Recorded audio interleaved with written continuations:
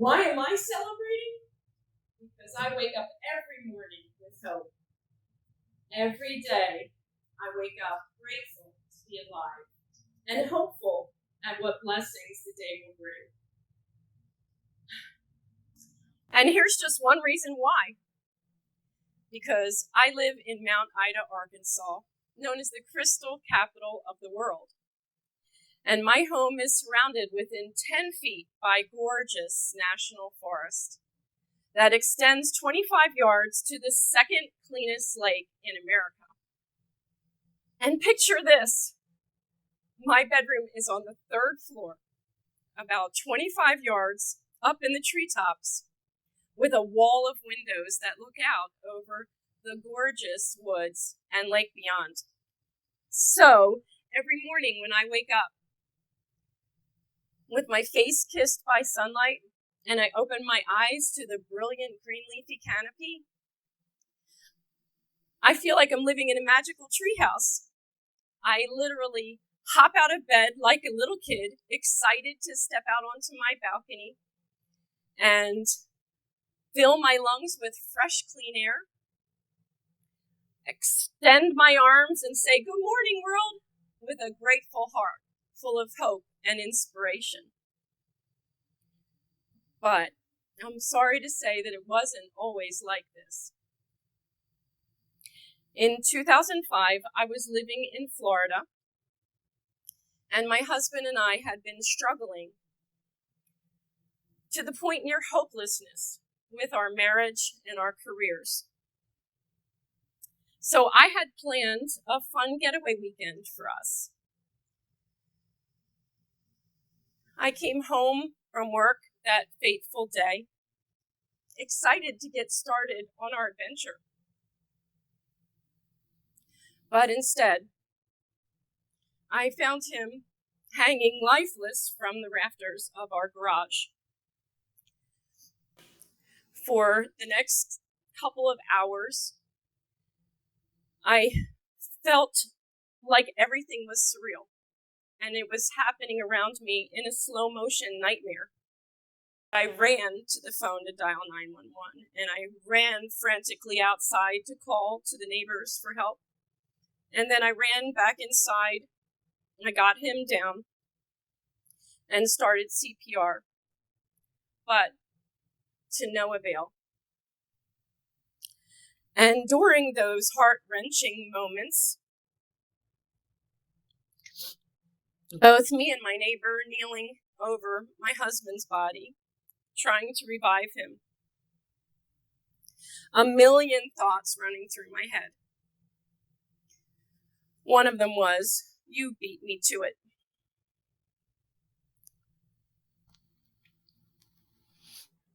See, we had been struggling, both of us in the same boat, for the previous 3 months, looking for hope in what felt like a hopeless place.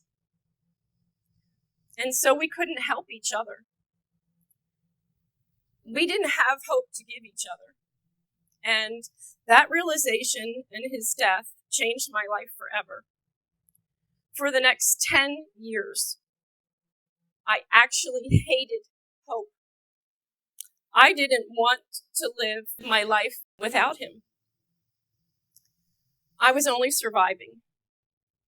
Even so, I did redouble all of the therapies I had been trying in my own life to get me to that point I was at the point that he passed. But I expanded upon those as well, and I added things like aromatherapy, equine therapy, chiropractic neurology, and I tried pretty much everything you could think of. And finally, after 10 long years, believe it or not, I got there. I caught a sliver of hope and I grabbed onto it. And then I glimpsed the possibility that I just might be able to start liking, or even dare I love, my life again.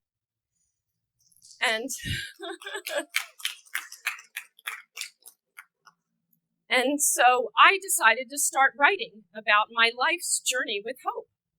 the times that I had it and the times that I had lost it. And this became my first self-published book. And through writing, I realized that it's easy to tell someone they need hope.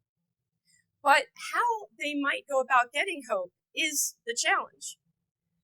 So what I decided to do was list all of the therapies that I had tried, not just over those 10 years, but over my whole lifetime. And I found that they could be categorized into 3 different areas. First, the mental emotional for healing the mind. Second, the physical for healing the body. And third, the spiritual for healing the heart, soul. And I found that once you start working all 3 of these areas, you will be lifted out of hopelessness and be able to launch your life as I did. So I call this a rise, mind, body, spirit healing. And here's how it works. With the 5 practical steps that you can incorporate into your life, the 5 C's.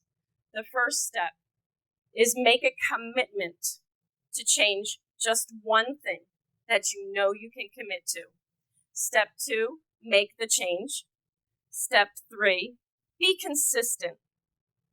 Step 4, continuous improvement for life. And step 5, create community. Now, here's what I want you to do. I said that it's practical. And so we're going to start right now, and you're going to do this for 21 days. So let's take the first step together. Commit to changing one thing for the better in either your mind, body, or spirit. So maybe it's going to be something for your mind, like incorporating positive affirmation. Maybe something for your body, like increase exercise. Or for your spirit, like maybe increase prayer or meditation. So think about it. Do you have something that you can commit to? Okay. Steps 2 through 4, you will do on your own. Step 2 is go ahead and implement that change and do it for 21 days. Step 3, consistency. You're going to repeat steps 1 and 2 for each of the mind, body, and spirit. Each one for 21 days. Step 4, continuous improvement for life. So you're going to repeat steps 1 through 3 over and over again with a second change in each and a third change and so on. And you can keep that going as long as you want. And I promise you, once you implement these 5 steps in your life, you will be lifted out of hopelessness and you will be waking up every morning with your own version of my magical treehouse of hope and inspiration.